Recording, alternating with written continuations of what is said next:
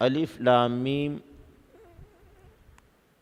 احسب الناس ان یترکوا ان یقولوا آمنا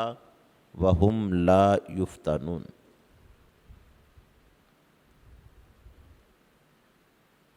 کیا لوگ یہ خیال کرتے ہیں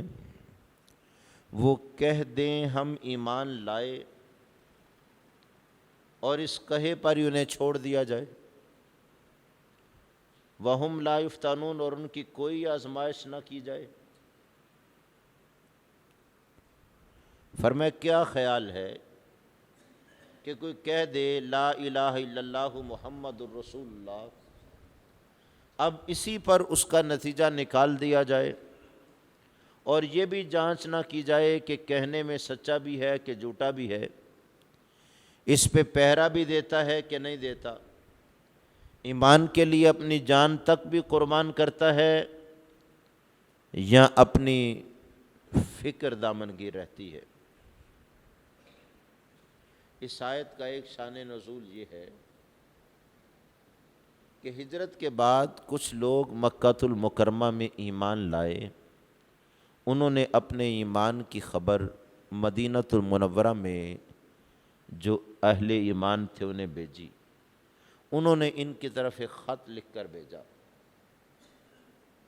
کہا زبان سے کہہ دینا لا الہ الا اللہ محمد رسول اللہ کافی نہیں ہے،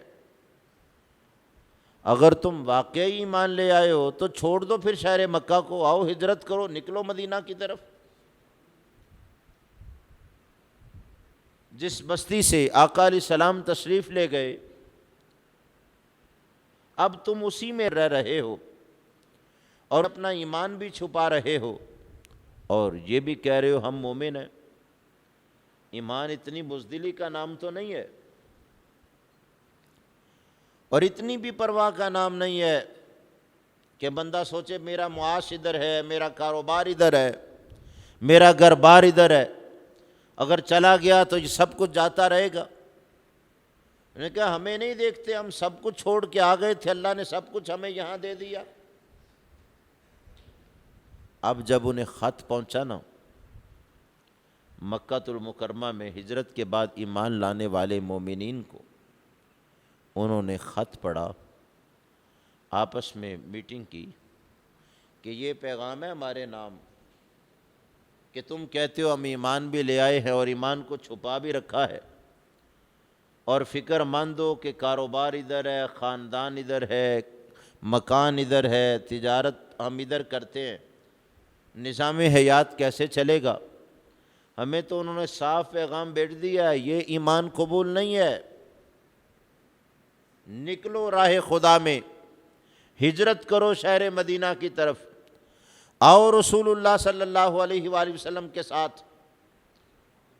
اب جب خط پڑھا نا تو ان کے اندر ایمان کا جو جوش تھا، غیرت ایمانی تھی، اس نے کہا یہ سچ ہے جو ہمارے پیغام آیا ہے، ہم یہاں نہیں رکیں گے، اب یہ دنیا ہمیں آخرت سے غافل کر رہی ہے، جب ہم نے مان ہی لیا ہے، تسلیم کر ہی لیا ہے تو پھر اب چھپنا کیا۔ یہ آپس میں مل کے ہجرت کرنے لگے۔ جب نکلے نا مکہ المکرمہ سے، مشرکین مکہ کو پتہ چلا، انہوں نے راستے میں کچھ کو شہید کر دیا،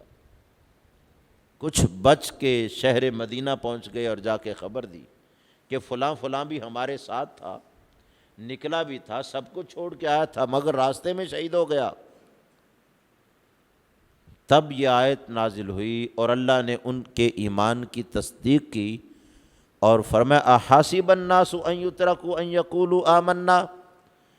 کیا خیال ہے لوگوں کا کہ انہوں نے کہہ دیا ہم ایمان لائے اسی پر چھوڑ دیا جائے، وہم لا یفتنون، اور کوئی آزمائش نہ ہو۔ فرمایا یہاں تو قدم قدم پر آزمائشیں ہیں، جگہ جگہ پر ابتلائیں ہیں اور شہادت کے مرتبے تک پہنچنے کے راستے موجود ہیں۔ ایمان لانے کے بعد اب ان ساری چیزوں کو سینے سے لگانے کے لیے بندے کو تیار رہنا ہے۔ کتنی بڑی ہجرت تھی ان لوگوں کی کہ ایک خط ملا اور وہ خط بھی رسول اللہ صلی اللہ علیہ وآلہ وسلم کا مہر زدہ نہیں تھا، صحابہ نے بھیجا تھا، لیکن ایک خط پڑھ کے کہا ہاں ایمان ہم سے یہی تقاضا کرتا ہے، اور بات بھی سچ ہے۔ رب نے قرآن میں بھی اسے کہا ہے، جو ہجرت کے بعد بھی یہاں رہے تھے نا،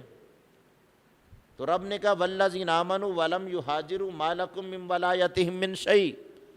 فرمایا جو ایمان بھی لے آئے محبوب تمہارے ساتھ ہجرت کر کے گئے بھی نہیں،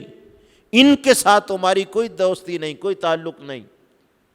بھلا جس رسول پر ایمان لائے اس کے لیے سب کچھ قربان کرنے کے لیے تیار نہیں تو ایمان کاہے کا؟ اور گرامی قدر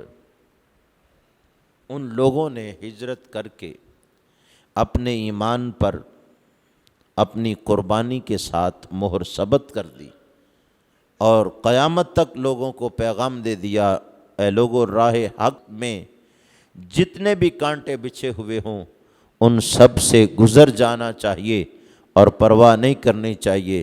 جان جاتی ہے تو چلی جائے، ایمان نہیں جانا چاہیے۔